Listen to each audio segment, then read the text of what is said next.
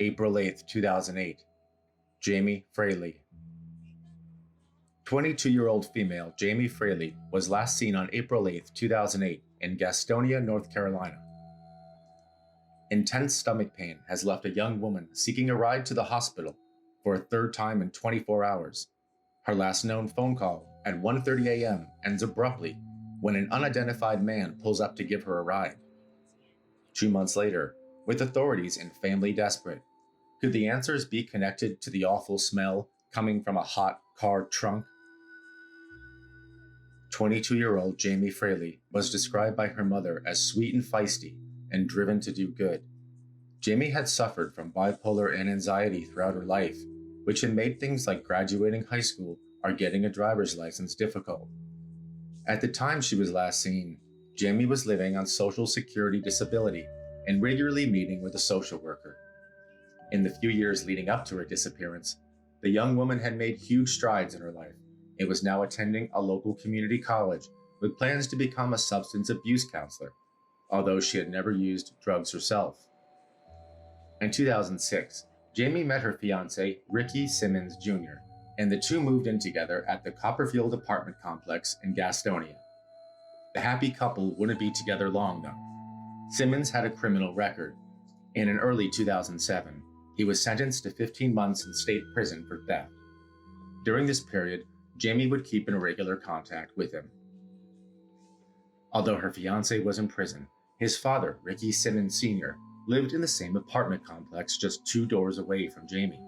A former felon himself, Ricky Sr., who worked part-time as a maintenance guy at the apartments, had served 6 years in prison in the 1980s on manslaughter charges related to the strangling of his then-girlfriend.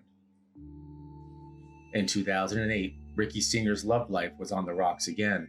He had recently been dumped by his girlfriend Kim, who had accused him of stalking, but more on that later. With no girlfriend and a son in prison, Ricky Sr. had some time on his hands, some of which he spent helping out Jamie with errands around town. It is known that Ricky Sr. gave Jamie one ride to the hospital on the last day she was seen. Law enforcement has not released any evidence to tie Ricky Sr. to Jamie's disappearance, but he was a person of interest.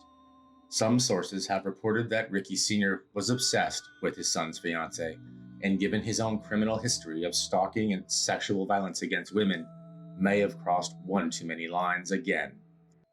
Feeling awful, Jamie attempted to get a ride to the hospital for a third time in the early morning of August 8th. After a midnight call to her mother, where she refused a ride, Jamie made a call to an unidentified friend at 1:30 a.m., which she cut short due to her ride showing up. She reportedly referred to the driver of the car as a he, but didn't say who it was. She never made it to the hospital for that third visit. That was the last time anyone would see Jamie Fraley. The next day, a healthcare provider visited Jamie's apartment, but she was not home. Alarmed by hearing she missed an appointment, Fraley's family went to her apartment. The unit was locked, and their daughter was not home. Upon entering, there were no signs of struggle or foul play. With only Jamie's cell phone missing, the apartment still contained her wallet, purse, keys, and ID. The family did report that Jamie had vomited several times in the apartment, and also that the shoelaces from her favorite shoes were gone. It was then Jamie's family reported her missing to police. The first clue in the case arrived 2 days later, when Jamie's cell phone was found by a utility worker in some overgrown grass by the roadside, almost 3 miles from her apartment. The phone appeared to have been tossed out of the window of a vehicle.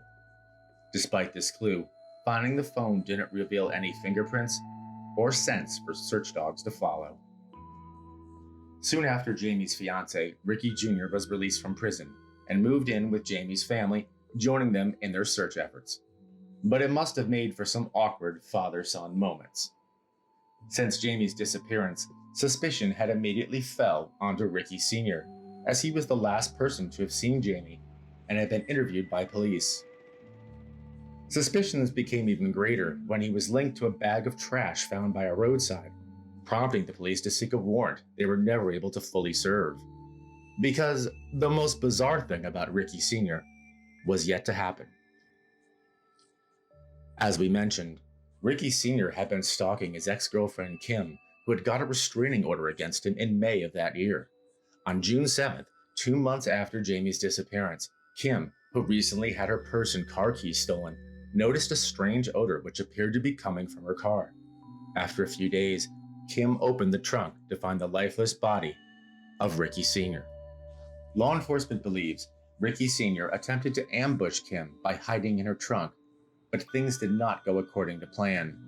And between the drugs and alcohol found in his system and the intense oven-like temperatures, the former convicted felon had died from accidental heat stroke, with Kim's car keys and stolen purse on his body, along with a knife, which authorities suspect he planned to use against his ex.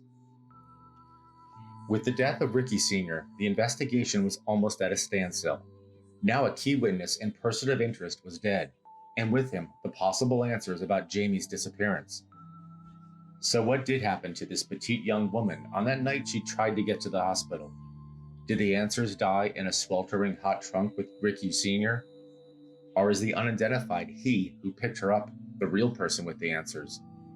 Given her mental state and physical as well as economic vulnerability, it is definitely conceivable that Jamie fell victim to foul play, or that she was kidnapped and possibly left the area with the unknown man.